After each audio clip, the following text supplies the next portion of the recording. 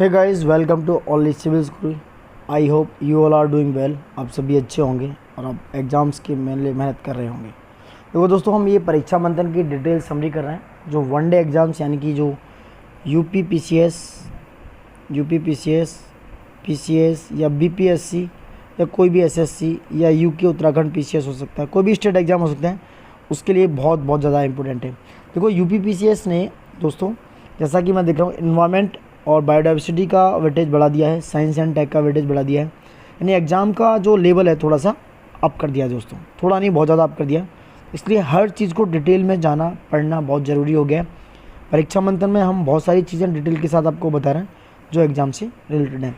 जैसे इसमें तौकाते तूफान की बात है, उष्णकटिबंधीय चक्रवात यास की बात है, नेट जीरो की दौड़, प्राकृतिक पूंजी और वगैरह वगैरह। तो ये सारे टॉपिक हम इसमें कवर कराएंगे दोस्तों, ठीक है। पर्यावरण जैव विविधता की बात हो रही है। अब बात करें तौकाते साइक्लोन की, तूफान की। देखो समझो, ये तूफान कहाँ है? बे ऑफ बंगाल की बात है, ठीक है दोस्तों, अभी बताएंगे। तौकाते जो तूफान है, इसका असर राजस्थान, उत्तर प्रदेश, मध्य प्रदेश जैसे राज्यों में देखने को मिल रहा है। इसके अतिरिक्त देश के दक्षिण पश्चिम राज्यों पर चक्रवात तूफान क्या है? तौकाते का साया मंडराया हुआ है। इससे पूर्व इस तूफान का असर महाराष्ट्र, गुजरात, कर्नाटक, केरल और गोवा जैसे राज्यों में तबाही मचाने के बाद तौकाते से उपजी भौगोलिक परिस्थितियों के कारण उत्तर प्रदेश जैसे राज्यों में भी वर्षा एवं तूफान का दृश्य मिला। साइक्लोन तौकाते चक्रवाती तूफान में बदल चुका है और WMO की माने, यानी कि वर्ल्ड मेट्रोलॉजिकल ऑर्गेनाइजेशन द्वारा चक्रवातों के नामों की क्रमिक सूची की देखरेख की जाती है दोस्तों, ठीक है। अब चक्रवातों का नामकरण कैसे होता है ये देख लो पहले। एक पैनल ऑन ट्रॉपिकल साइक्लोन है, जिसे बोलते हैं PTC। उसके द्वारा 2000 में ओमान जो है सल्तनत के मस्कट में आयोजित हुआ, ठीक है। ये जो समिति थी, उन्होंने WMO या एस्केप के 27वें सत्र में बंगाल की जो खाड़ी है, बे ऑफ बंगाल या अरब सागर की बात करें, उत्पन्न होने वाले उष्णकटिबंधीय चक्रवातों को नाम देने के लिए सैद्धांतिक सहमति जताई। सैद्धांतिक तौर पर उन्होंने अपनी सहमति जताई कि उत्तर हिंद महासागर में उष्णकटिबंधीय चक्रवातों का नामकरण की शुरुआत सितंबर 2004 से WMO एस्केप PTC के तत्कालीन 8 सदस्य जो हैं बांग्लादेश, भारत, मालदीव, म्यांमार, ओमान, पाकिस्तान, श्रीलंका और थाईलैंड द्वारा प्रस्तावित किए गए नामों के साथ की गई थी। इसके बाद उष्णकटिबंधीय चक्रवात पर समिति पैनल ऑन ट्रॉपिकल साइक्लोन्स में 5 अन्य सदस्य शामिल हो चुके हैं, ठीक है। बंगाल की खाड़ी, अरब सागर के ऊपर निर्मित होने वाले चक्रवात तूफान जब उपयुक्त तीव्रता हासिल कर लेते हैं, तब इनके नामकरण के लिए क्षेत्रीय विशिष्ट मौसम विज्ञान केंद्र RSMC नई दिल्ली जिम्मेदार होता है। IMD की बात करें तो 5 उष्णकटिबंधीय चक्रवाती चेतावनी केंद्रों में सहित विश्व भर में कुल 6 क्षेत्रीय विशिष्ट मौसम केंद्र क्या हैं? विज्ञान केंद्र हैं, यानी कि रीजनल स्पेशलाइज्ड मेट्रोलॉजिकल सेंटर हैं दिल्ली से दोस्तों, ठीक है। म्यांमार ने दिया तौकाते नाम। ये देखो, म्यांमार ने इसका नाम साइक्लोन का तौकाते रखा, जो बे ऑफ बंगाल में आया। वर्ष 2021 में चक्रवाती तूफान को तौकाते नाम इस बार म्यांमार की तरफ से रखा गया। यह बर्मी शब्द, इसका अर्थ होता है अत्यधिक आवाज़ करने वाली छिपकली। सामान्य रूप से हर चक्रवात का नाम रखने के पीछे एक खास प्रक्रिया होती है। चक्रवातों का नाम WMO के तहत आने वाली दुनिया भर में फैले वार्निंग सेंटर की तरफ से किया जाता है। इस पैनल में 13 देश हैं, Bharat, Pakistan, Maldives, Bangladesh, Myanmar, Oman, Sri Lanka, Thailand, Iran, Qatar, Saudi Arabia, UAE और यमन शामिल हैं। पिछले साल इन देशों ने 13 नाम सुझाए थे। इसके चलते चक्रवातों के 160 नामों की लिस्ट तैयार की गई थी, उनमें से ये नाम रखा जाता है दोस्तों। आप समझ गए होंगे, ठीक है। ये चक्रवात जो है बे ऑफ बंगाल में आया था। अब बात करें उष्णकटिबंधीय चक्रवात यास की, ठीक है दोस्तों। उष्णकटिबंधीय तूफान यास ने पश्चिम बंगाल, बिहार, झारखंड, छत्तीसगढ़, उड़ीसा आदि राज्यों में जमकर तबाही मचाई। इस तूफान के कारण अंडमान निकोबार, उड़ीसा और पश्चिम बंगाल में अत्यधिक नुकसान हुआ। इसकी गति 150 किलोमीटर प्रति घंटा थी। यास का अर्थ होता है निराशा दोस्तों। और दुनिया में शुरुआत से ही तूफानों के नामकरण का चलन रहा है और ओमान देश ने इस तूफान को यास नाम दिया, जो एक अरबी शब्द है जिसका अर्थ होता है निराशा। ये किसने दिया? यास नाम दिया दोस्तों, ओमान ने। किसने? ओमान, ठीक है। गौरतलब कि ये तूफान उष्णकटिबंधीय चक्रवात यास बंगाल की खाड़ी से उत्तर और उत्तर पश्चिम दिशा में बढ़ रहा था, ठीक है दोस्तों। ये था यास के बारे में सारी चीज़ें। अब नेट जीरो की दौड़ की बात करते हैं। मार्च 2021 में नेट जीरो की बात करते हैं। मार्च 2021 में ऊर्जा एवं जलवायु इंटेलिजेंस यूनिट यानी economic and climate intelligence unit और ऑक्सफोर्ड नेट जीरो की एक ताज़ा रिपोर्ट में दावा किया गया, दुनिया के 61% देश, सर्वाधिक प्रदूषण करने वाले 9% राज्य और 50 लाख की आबादी से अधिक वाले 13% शहर शून्य कार्बन उत्सर्जन के लक्ष्यों के इच्छुक हैं। इसके अतिरिक्त दुनिया के 2000 सबसे बड़ी कंपनियों में से 21% शून्य कार्बन उत्सर्जन के लक्ष्यों को हासिल करने के लिए तैयार है। गौरतलब है कि अनेक देशों ने आने वाले वर्षों में शून्य उत्सर्जन का लक्ष्य हासिल करने के मकसद से हाल ही में अपने कार्बन उत्सर्जन में कटौती करने के लिए प्रतिबद्धता घोषणा की है। नेट जीरो क्या है, महत्वपूर्ण क्यों है, ये समझो। सीधे शब्दों में कहें तो नेट जीरो का मतलब है कि हम वायुमंडल में नया उत्सर्जन ना जुड़ने देने से है, यानी कि नया उत्सर्जन ना हो। उत्सर्जन जारी तो रहेगा लेकिन वायुमंडल से उसकी बराबर मात्रा को सोखकर उसे संतुलित कर दिया जाएगा। व्यवहारिक रूप में हर देश जलवायु परिवर्तन पर पेरिस समझौते के शामिल हुआ है, जो वैश्विक तापमान यानी कि पूर्व औद्योगिक युग के स्तर के 1.5 डिग्री सेल्सियस ऊपर बनाए रखने का आह्वान करता है। यही कारण है कि बड़ी संख्या में देश कार्बन तटस्थता या अगले कुछ दशकों के भीतर नेट जीरो की स्थिति को प्राप्त करने के लिए प्रतिबद्धता जाहिर कर रहे हैं। तो दुनिया नेट जीरो की ओर कैसे बढ़ सकती है, ये देखो, समझो बात। बेहतर बात यह है कि नेट शून्य को लक्ष्य हासिल करने के लिए तकनीकें मौजूद हैं, सभी की पहुंच में है। प्रदूषण फैलाने वाले कोयले, गैस व तेल से चलने वाली बिजली स्टेशनों की जगह पवन या सौर ऊर्जा फॉर्म जैसे अक्षय ऊर्जा यानी कि सोलर एनर्जी के जरिए अर्थव्यवस्था को स्वच्छ रखा जा सकता है, सशक्त किया जा सकता है। इसके अतिरिक्त अक्षय ऊर्जा द्वारा संचालित इलेक्ट्रिक वाहनों की ओर पूर्ण बदलाव भी उत्सर्जन को कम करने में एक बड़ी भूमिका निभाएगा, जिससे दुनिया के प्रमुख शहरों में वायु प्रदूषण भी कम होगा। कुछ अन्य हानिकारक उत्सर्जन कृषि से आते हैं। बड़े स्तर पर देखा जाए तो ग्रीन हाउस गैस मीथेन जो है पशुधन से पैदा होती है। यदि हम कम मांस और पौध आधारित अधिक खाद्य पदार्थ खाते हैं तो इससे बहुत कम किया जा सकता है। या देखा जाए क्या नेट जीरो हासिल करना जरूरी है या यथार्थ है।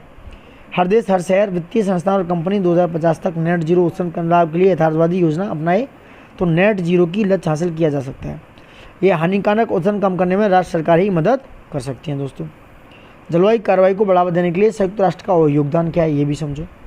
पेरिस समझौते और SDG 2030 एजेंडा के तहत जलवायु लक्ष्यों पर वैश्विक सहमति भी एक व्यापक प्रक्रिया का समर्थन है और विकासशील देशों के भीतर या सरकारों को NDC की स्थापना और निगरानी में मदद देता है और आपदा जोखिमों के कम करने व जलवायु स्मार्ट कृषि की स्थापना जैसे जलवायु अनुकूलन उपाय लागू करता है। दोस्तों, जलवायु परिवर्तन से कुछ और तथ्य हैं, ये देख सकते हो आप। औद्योगिक क्रांति यानी कि इंडस्ट्रियल रिवोल्यूशन के प्रारंभ की तुलना में पृथ्वी अब 1.1 डिग्री से अधिक गर्म है। हम जलवायु परिवर्तन पर 2015 के पेरिस समझौते में वैश्विक तापमान वृद्धि को पूर्व औद्योगिक स्तरों से 2 डिग्री सेल्सियस नीचे या 1.5 डिग्री सेल्सियस की सीमा पर सहमत लक्ष्यों को पूरा करने के लिए सही रास्ते पर नहीं है। 2010-19 अब तक 10 सबसे गर्म दशक रहा है। 2010 से 19 तक कार्बन डाइऑक्साइड उत्सर्जन के मौजूदा हालात के मद्देनज़र सदी के अंत तक वैश्विक तापमान 3 से 5 डिग्री सेल्सियस की वृद्धि होने की उम्मीद है। तापमान वृद्धि यानी कि 1.5 डिग्री सेल्सियस वृद्धि से बचने के लिए दुनिया को 2020 और 2030 के बीच प्रतिवर्ष लगभग जीवाश्म ईंधन के जो फॉसिल फ्यूल है उसके उत्पादन में 6% की कमी करने की आवश्यकता होगी। इसके बजाय देश औसतन 2% की वार्षिक वृद्धि की योजना ही दिखा रहे हैं। ये बहुत ज़्यादा इंपॉर्टेंट है दोस्तों, आप देख सकते हो। ये क्या है, ये प्राकृतिक पूंजी लेखांकन और पारिस्थितिक तंत्र सेवा के बारे में मैं बताऊंगा। ये बहुत डिटेलिंग है, इसको आप देख सकते हो एक बार, इतना ज़्यादा इंपॉर्टेंट नहीं है। अब बात करते हैं डिजिटल ओशन की। डिजिटल ओशन क्या कहते हैं, ठीक है दोस्तों। देखो, दिसंबर 2020 में पृथ्वी विज्ञान मंत्रालय यानी कि मिनिस्ट्री ऑफ अर्थ साइंस ने भारतीय राष्ट्रीय सागरीय सूचना प्रणाली केंद्र यानी INCOIS, Indian national centre for ocean information service द्वारा विकसित वेब आधारित एप्लीकेशन डिजिटल ओशन की शुरुआत की। डिजिटल ओशन की शुरुआत की दोस्तों किसने, मिनिस्ट्री ऑफ अर्थ साइंस की बात हो रही है। डिजिटल ओशन ध्यान रखना, मिनिस्ट्री ऑफ अर्थ साइंस, ठीक है।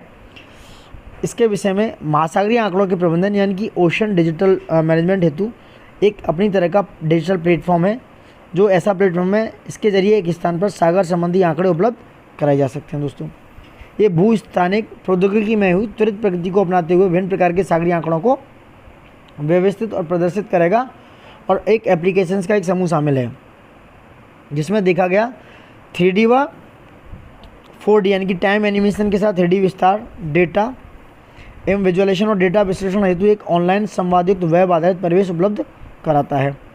डिजिटल ओशन डीप ओशन की एक घटक पहल है दोस्तों। डीप ओशन के मिशन के बारे में देखो, ये इंपॉर्टेंट है। 2018 में शुरुआत हुई इसकी दोस्तों।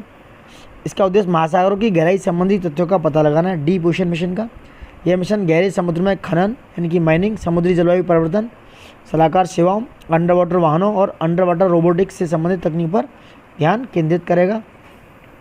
मिशन के तहत अगर देखा जाए तो योजनाबद्ध 2 प्रमुख परियोजना है। ज्वारीय ऊर्जा द्वारा संचालित अपतटीय विलवणीकरण संयंत्र, एक पनडुब्बी वाहन विकसित करने जो कम से कम 6000 मीटर की गहराई तक जा सके दोस्तों। इंपोर्टेंस की बात करें, यह भारत को केंद्रीय हिंद महासागर बेसिन यानी कि इंडियन ओशन बेसिन में से संसाधनों का दोहन करने में सक्षम बनाएगा दोस्तों। ठीक है, डीप ओशन मिशन दोस्तों, इट्स वेरी इंपॉर्टेंट। अब बात करें भारत का 42वां रामसर स्थल की बात हो रही है, यानी कि भारत में अब तक देखो भारत का 42वां रामसर स्थल है लद्दाख का सोकर वेटलैंड कॉम्प्लेक्स इज इम्पोर्टेंट, मिलान में आ सकता है। दिसंबर 2020 में लद्दाख का सोकर वेटलैंड कॉम्प्लेक्स भारत का 42वां रामसर स्थल बन गया। इससे पूर्व महाराष्ट्र की लोनार झील व आगरा की सूर सरोवर झील से कीतम झील रामसर स्थल में जुड़े थे।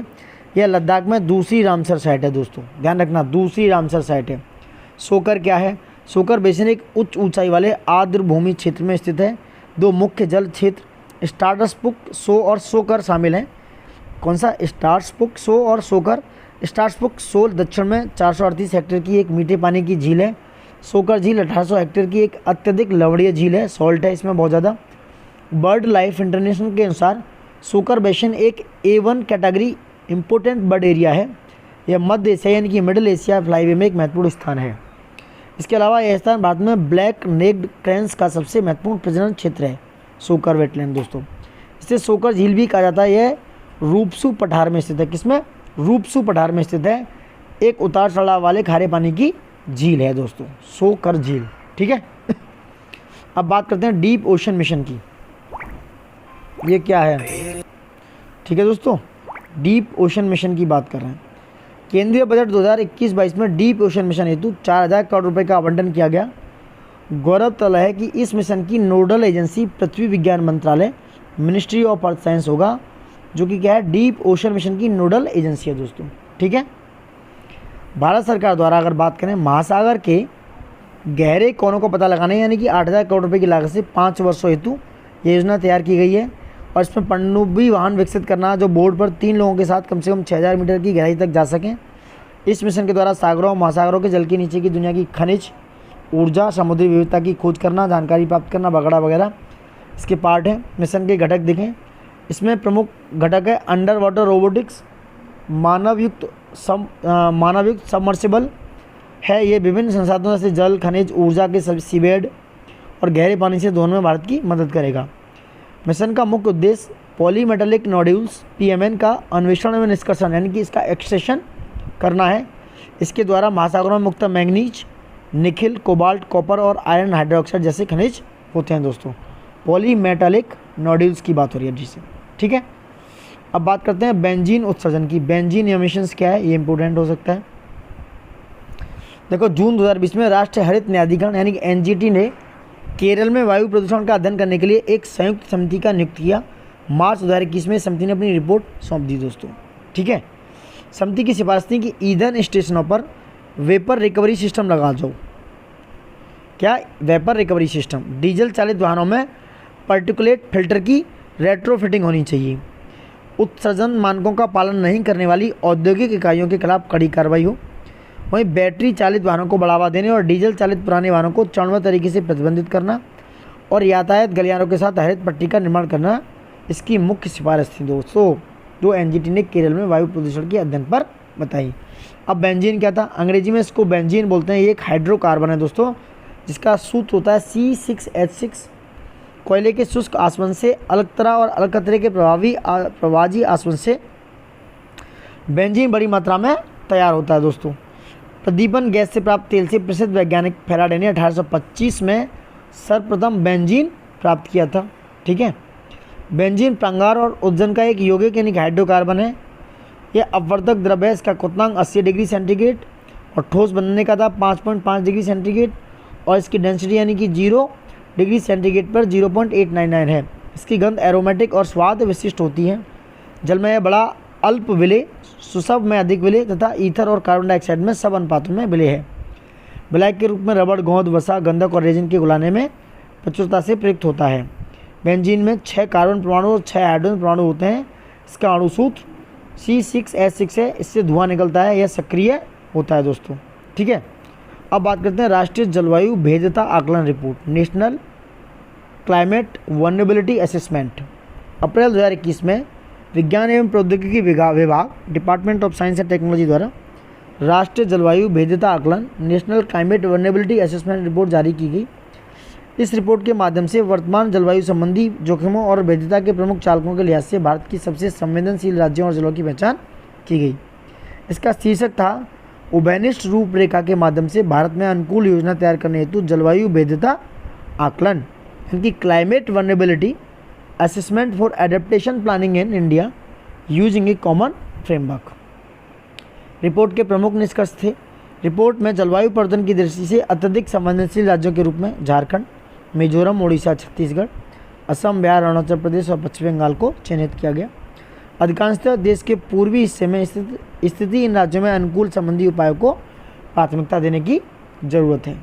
तो ये था नेशनल क्लाइमेट वल्नरेबिलिटी असेसमेंट के बारे में दोस्तों। ठीक है, अब देखो ग्लोबल विंड रिपोर्ट 2021 की बात करें हम। 25 मार्च 2021 को ग्लोबल विंड एनर्जी काउंसिल, उन्होंने ग्लोबल विंड रिपोर्ट 2021 प्रकाशित की। इसमें उन्होंने कहा कि 2020 वैश्विक पवन ऊर्जा उद्योगों के लिए एक रिकॉर्ड वर्ष था। वर्ष 2020 में 93 गीगावाट नई क्षमता स्थापित की गई। कितनी? 93 गीगावाट। यह साल दर साल 53% की वृद्धि है। 2020 में रिकॉर्ड वृद्धि दुनिया के 2 सबसे बड़े पवन ऊर्जा बाजारों चीन और संयुक्त राज्य अमेरिका यूएसए नई क्षमता स्थापना से हुई। दोनों देशों के पास 75% नई क्षमता स्थापना और दुनिया की आधी से अधिक पवन ऊर्जा क्षमता है, आधी से अधिक। 2050 तक देखा जाए तो शुद्ध शून्य उत्सर्जन के लक्ष्य की ओर बढ़ने और जलवायु परिवर्तन के सबसे बुरे प्रभावों से बचने के लिए दुनिया की अगले दशक में 3 गुना तेजी से नई पवन ऊर्जा क्षमता स्थापित करने की आवश्यकता है। जलवायु परिवर्तन के सबसे बुरे प्रभावों से बचने के लिए दुनिया को हर साल न्यूनतम 180 गीगावाट नई पवन ऊर्जा क्षमता स्थापित करने की आवश्यकता है दोस्तों। ये थी आपकी ग्लोबल विंड रिपोर्ट 2021।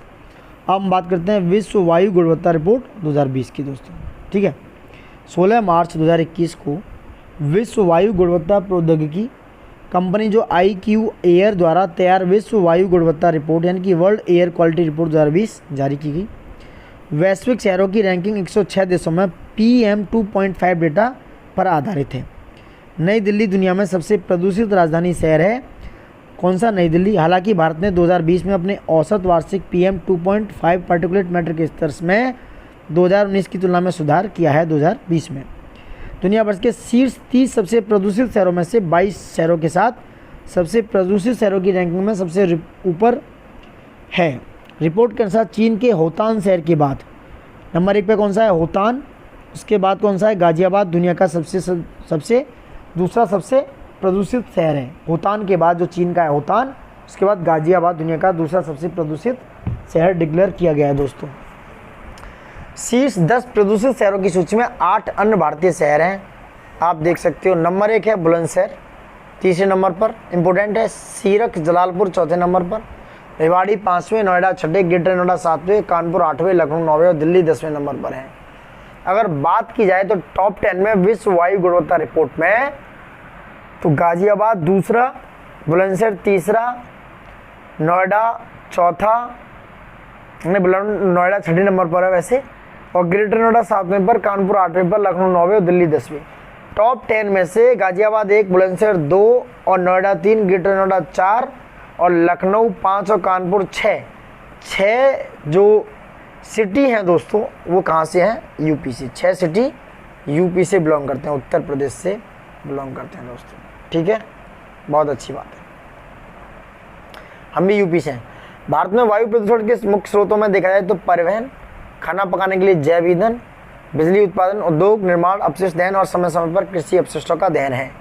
रिपोर्ट के अनुसार बांग्लादेश और पाकिस्तान 2020 में भारत की तुलना में खराब औसत PM 2.5 वाले देश थे। इसके बाद भारत तीसरा सर्वाधिक प्रदूषित देश बन गया है दोस्तों। इम्पोर्टेंट है। अब देखो, हिंद महासागर में जीवों की आनुवंशिक विविधता का मानचित्रण, बहुत ज़्यादा इम्पोर्टेंट नहीं है, मेंस के पर्सपेक्टिव से देख सकते हो। अब देखते हैं पर्यावरण स्थिति रिपोर्ट 2021 क्या कहती है। 25 फरवरी 2021 को centre for science and environment, is stand for CSE, CSE stand for centre for science and environment, इन्होंने पर्यावरण स्थिति report 2021, state of environment report 2021 जारी की गई। मुख्य बिंदु देखा जाए तो कोविड-19 महामारी के कारण देश में 375 मिलियन बच्चों यानी कि नवजात शिशुओं से लेकर 14 साल के बच्चों की सेहत पर लंबे समय तक बुरा असर रहेगा। भविष्य में इन बच्चों को वजन कम होने, ठिगनापन, बाल मृत्यु दर में वृद्धि से लेकर शिक्षा और कार्य उत्पादकता में नुकसान जैसी चुनौतियों का सामना करना पड़ सकता है।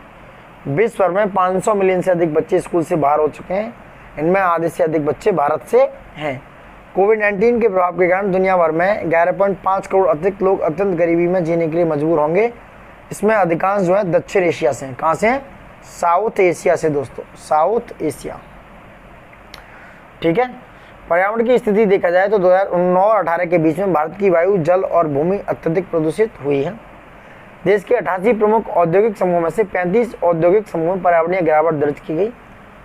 33 औद्योगिक समूह में अधिक प्रदूषित जल तथा 17 औद्योगिक समूह में भूमि प्रदूषण बदतर हो गया है।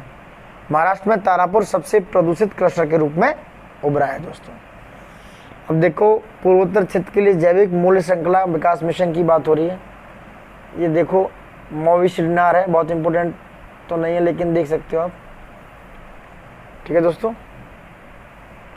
11 फरवरी 2021 को कृषि एवं किसान कल्याण मंत्रालय की एक अधिसूचना के अनुसार प्रधानमंत्री नरेंद्र मोदी ने 2015 के दौरान पूर्वोत्तर क्षेत्र में वाणिज्यिक जैविक खेती के लिए विकास के लिए योजना शुरू की, जो थी पूर्वोत्तर क्षेत्र के लिए जैविक मूल्य श्रृंखला विकास मिशन, यानी कि mission organic value chain development for north eastern region.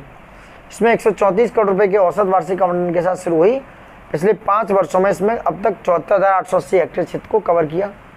प्रभाव को दोगुना करने के लिए 3 साल की अवधि में 200 नए किसान उत्पादक संगठन FPO फार्मर्स प्रोड्यूस ऑर्गेनाइजेशन क्या किए गए, बनाए गए। 1 लाख हेक्टेयर क्षेत्र को कवर किया गया और 200 करोड़ रुपए प्रतिवर्ष इसका आवंटन हो गया। तो ये सारी चीज़ें थी। किसान उत्पादक कंपनियां FPC फार्मर्स प्रोड्यूस कंपनी द्वारा कृषक समूह के रूपांतरण में संस्थागत तंत्र, गुणवत्ता और मात्रा के लिए सामूहिक उत्पादन एवं प्रसंस्करण शक्ति के साथ किसान को सशक्त बनाने और नए जैविक कृषि उद्यमों की अभ्युदय सुनिश्चित होता है दोस्तों। ये था आपका MOVCDNER, mission organic value chain development for north eastern region दोस्तों। ठीक है। सीवेड मिशन क्या है दोस्तों? Seaweed mission, sorry. देखो 10 फरवरी 2021 को केंद्रीय विज्ञान एवं प्रौद्योगिकी विभाग के अंतर्गत कार्यरत एक स्वायत्त संगठन प्रौद्योगिकी सूचना पूर्वानुमान एवं मूल्यांकन परिषद से बोलते हैं टाइफैक, यानी कि stand for technology information forecasting and assessment council ने राष्ट्रीय अर्थव्यवस्था, नेशनल इकोनॉमी को मजबूती देने के लिए समुद्री शैवालों, यानी कि जो शैवाल होते हैं उनकी व्यावसायिक खेती और उसके प्रसंस्करण के लिए सीवेड मिशन की शुभारंभ किया। ठीक है दोस्तों। भारत के तटवर्ती क्षेत्रों में आर्थिक रूप से ये शैवालों की खेती के लिए 1 हेक्टेयर से अधिक क्षेत्र में मॉडल फार्म बनाए जाएंगे। एक रिपोर्ट की माने तो देश में 10 मिलियन हेक्टेयर क्षेत्र भारत के अनन्य आर्थिक क्षेत्र के 5% में इसकी खेती की जाए तो, यानी जो एक्सक्लूसिव इकोनॉमिक जोन है वहाँ के 5% में इसकी खेती की जाए तो 5 करोड़ लोगों को तो रोजगार मिलेगा और नए समुद्री शैवाल उद्योगों की स्थापना होगी। वहीं GDP में योगदान बढ़ेगा, समुद्री उत्पादन में वृद्धि होगी, शैवाल पुष्पटन में कमी आएगी, लाखों टन कार्बन डाइऑक्साइड का ये अवशोषण करेंगे और 6.6 अरब लीटर जैव एथेनॉल का उत्पादन संभव हो सकता है दोस्तों। ठीक है। मिशन से संबंधित मुख्य बातें, शैवालों की खेती के लिए गुजरात, तमिलनाडु, आंध्र प्रदेश, उड़ीसा, कर्नाटक में प्रस्तावित स्थान। देश में आर्थिक रूप से फायदेमंद समुद्री शैवाल की बड़े पैमाने पर खेती के लिए बीज सामग्री की आपूर्ति के लिए समुद्री शैवाल नर्सरी की स्थापना। समुद्री शैवालों जैसे अगारोसे, कैरेगिनन और अल्गीनेट्स जैसे औद्योगिक रूप से महत्वपूर्ण शैवालों के एकीकृत उत्पादन के लिए प्रसंस्करण संयंत्र की स्थापना। ये दोस्तों शैवालों के नाम है, ध्यान रखना, अगारोसे, कैरेगिनन और अल्गीनेट्स। ये क्वेश्चन पूछ सकता है कि ये क्या है, तो आप कंफ्यूज हो जाओगे। ठीक है, अब बात करें हम गुलाबी नमक क्या है दोस्तों। देखो बहुत हो गया, गुलाबी नमक को अगली वीडियोज़ में करेंगे दोस्तों। यहाँ तक दिखते हैं, लंबा वीडियो नहीं खींचेंगे, 25 मिनट का हो चुका है। प्लीज़ आपसे यही एक रिक्वेस्ट है, आप लाइक, सब्सक्राइब, कमेंट और प्लीज़ शेयर करते रहिए दोस्तों, जिससे कि हमारा थोड़ा और मोटिवेशन हो, मनोबल बढ़े, हम ज़्यादा से ज़्यादा वीडियो अपलोड करें, आपके लिए ज़्यादा से ज़्यादा कंटेंट बनाएं जो एग्ज़ाम पर्सपेक्टिव से अच्छा हो। तो दोस्तों देखते रहिए, बने रहिए। Thank you for watching it and love you all दोस्तों।